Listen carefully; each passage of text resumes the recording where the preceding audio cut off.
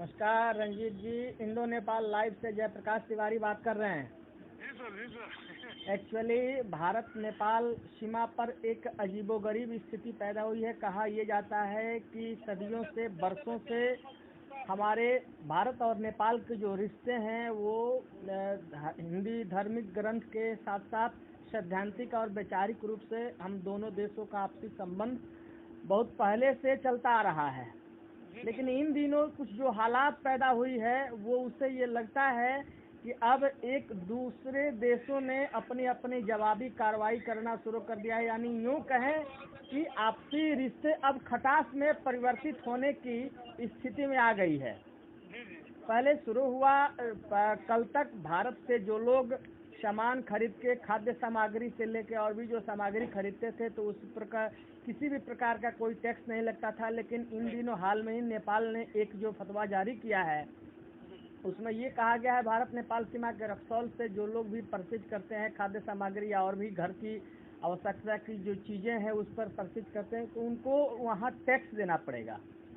और उसी का दूसरा रूप जवाबी कार्रवाई में भारत ने भी ये कहा है कि अब नेपाल से जो भारत जो गाड़ियां जो आएंगी 2 व्हीलर 4 व्हीलर तो उस पर उनको भंसार कराना पड़ेगा। और तो कहने का मतलब ये सारी चीजें नहीं थी, लेकिन धीरे धीरे इसको क्या लगता है आपको, किस रूप से इसको देख रहे हैं? चूंकि आप एक समाज सेवी हैं और सारी चीजों को बड़ा सूक्ष्मता से, बड़ी गहराइयों से आप लेते हैं और जनहित का ये मामला है, दोनों देशों के आपसी संबंध का ये मामला है, तो क्या ऐसे अगर चलेगा तो कैसे काम चलेगा और ये रिश्ता कैसे मजबूत होगा? अपनी राय रखें और हमारे ऑडियंस को बताएं। सर पहला चीज है कि हम लोग भारत नेपाल सीमा पे जो स्थित है और रक्सौल में है, जी जी, ये आतंकियों का हॉट स्पॉट जगह बन चुका है। जी जी, और यहाँ पे अक्सर देखे होंगे कि कम से कम 5-6 आतंकी पकड़े जा चुके हैं।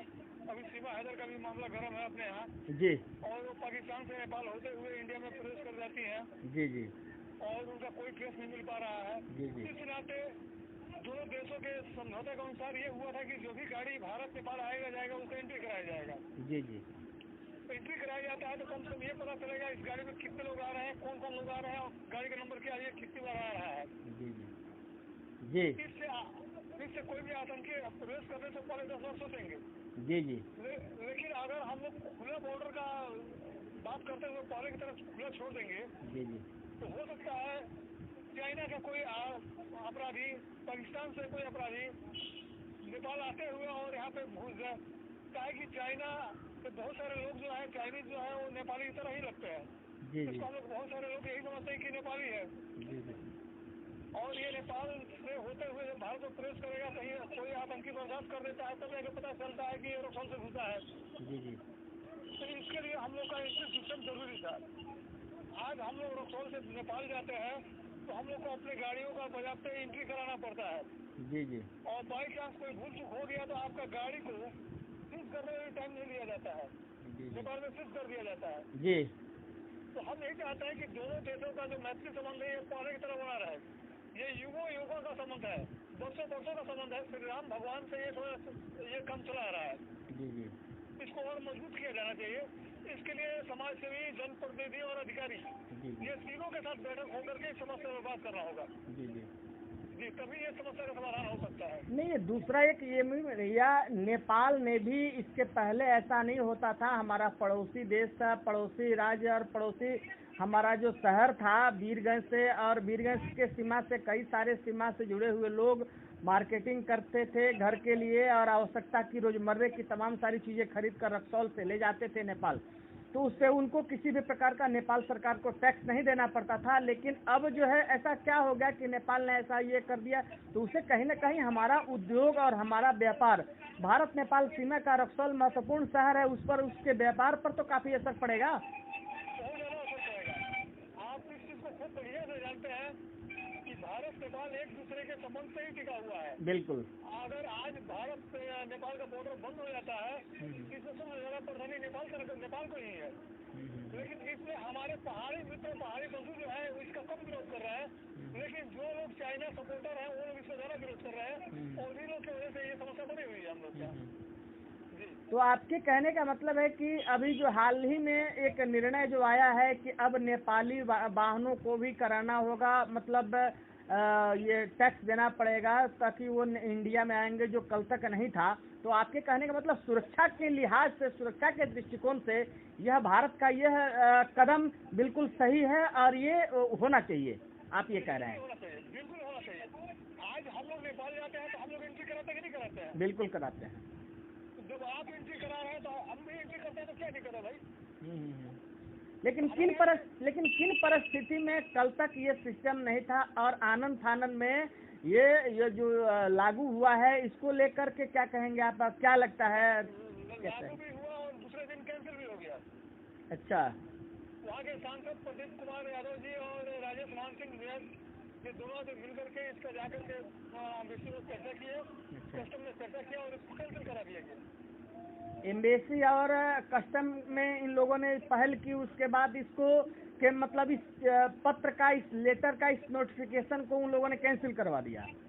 तो क्या जानकारी निकल के आ रही है? क्या लगता है आपको कि इसके पीछे, कैंसिल कराने के पीछे नियति क्या है और नियत क्या है?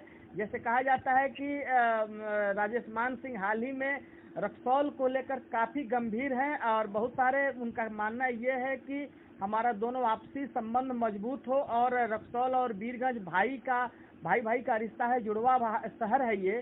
तो इसमें ऐसे में ये इस तरह का लेटर कैंसिल कराकर क्या कहना चाहती है नेपाल और क्या कहना चाहते हैं नेपाल के लोग?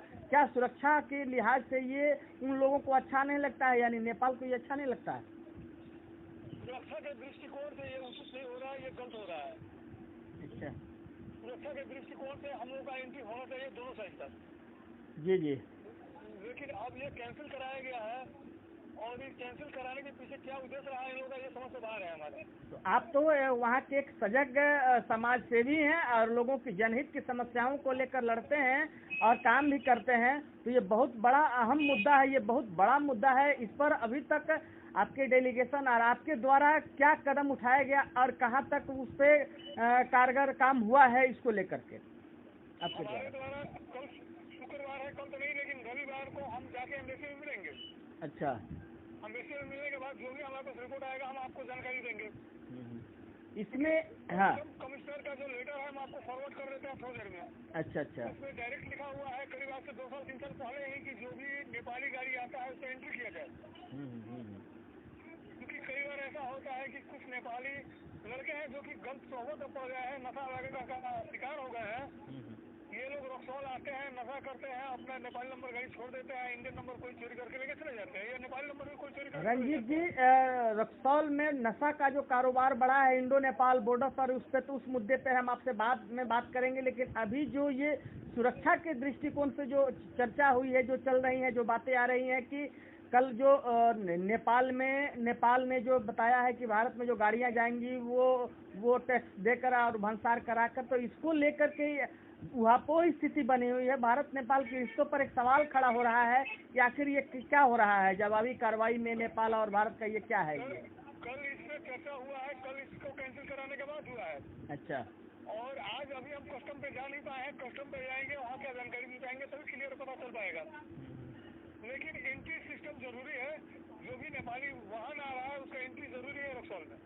अगर एंट्री नहीं होता है तो आने वाले दिन में हम लोग गंभीर परिणाम भुगतने के लिए क्या लाना होगा हम लोगों को। रक्सौल में इसको लेकर क्या प्रतिक्रिया है रंजीत जी, और लोग क्या चाहते हैं? लोग किस दिशा में अपना ये मूड बना रहे हैं, क्या करने के लिए प्लान कर रहे हैं, इसके बारे में बताएं। रक्सौल के लोग यही चाहते हैं कि दोनों देश का मैत्री भाव जो है वो कायम रहे, जो बहन रोटी का संबंध है वो बना रहे, और इसके लिए रक्सौल के लोग हर तरह का कुर्बानी देने के लिए हमेशा तैयार रहे हैं।